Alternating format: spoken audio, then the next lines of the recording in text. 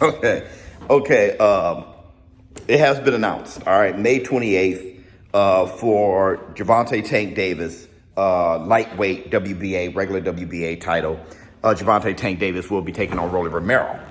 Look, look, this fight to me, okay, is clueless, right? And I'm literally talking about the movie. The movie Clueless is clueless. What I mean by that is I hate that I like that movie. I like that movie.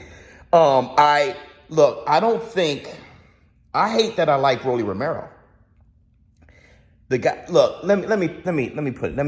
I'm jumping ahead. Okay, Gervonta Tank Davis. I feel about this fight the way I felt about Canelo Yildirim. Okay, let me rewind. All right, Gervonta Tank Davis versus Rolly Romero must happen because Rolly is his mandatory. All right, but he is not in Gervonta Tank Davis's class, and I know I said that about Isaac Cruz, and Isaac Cruz proved himself to be a worthy opponent. Rolly.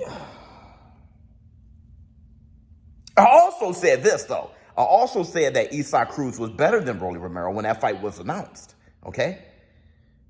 Rolly. And even though I don't think Rolly is in Gervonta Tank Davis's league, the lead, and neither does Gervonta Tank Davis. I think Davis hates this fight as much as we all do. Okay? But the press conference, the fight itself, all of that is going to be action-packed. It's going to be hilarious. It's going to be a spectacle. Everybody watched Conor McGregor versus Floyd Mayweather, knowing that Conor McGregor didn't have a chance. Not in boxing.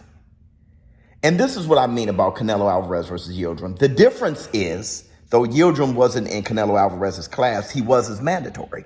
And I know everybody gonna say, but he requested. Canelo Alvarez requested Yildirim to happen sooner than later. He was his mandatory. He'd been the WBC mandatory. He was the mandatory when David Benavidez lost the belt on a scale, okay? It's just that Canelo Alvarez, he requested that he has the fight ASAP. Because he wanted to get past Yildirim so he can finish going for undisputed. The only reason I was fine with Canelo Alvarez versus Yildirim when they had it is because before Yildirim even hit the deck, before he hit the canvas, before he was stopped, before the referee can wave it off, you saw on the Titantron, Billy Joe Saunders versus Canelo Alvarez, the commercial. They shot the commercial, produced it, everything. Okay? They looked past Yildirim. They already had it announced. Like, don't worry, fans. This was just a technicality. We just got to get this out the way. All right, Billy Joe Saunders is next. And the crowd went crazy.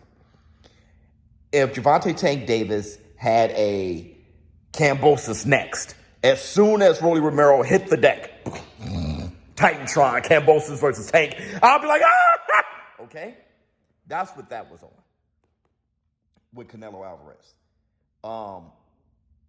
Gervonta Tank Davis, to me, is a phenomenal fighter. Rolly Romero, he throws the flip-flops.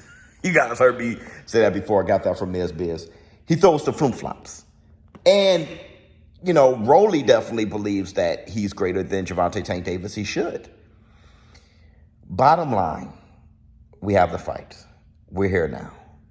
And, you know, I'm desperately begging that Gervonta Tank Davis start having legendary, legacy-defining fights after this.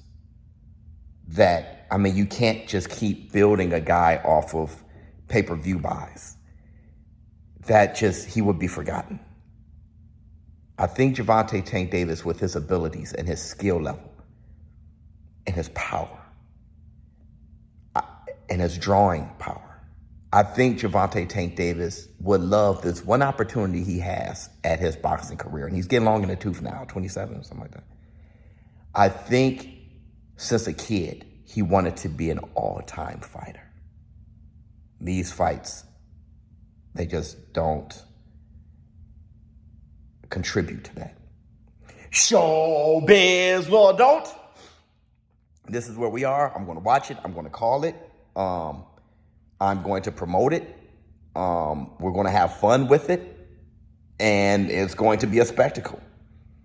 But it does zero for his legacy. I'm out. Huh.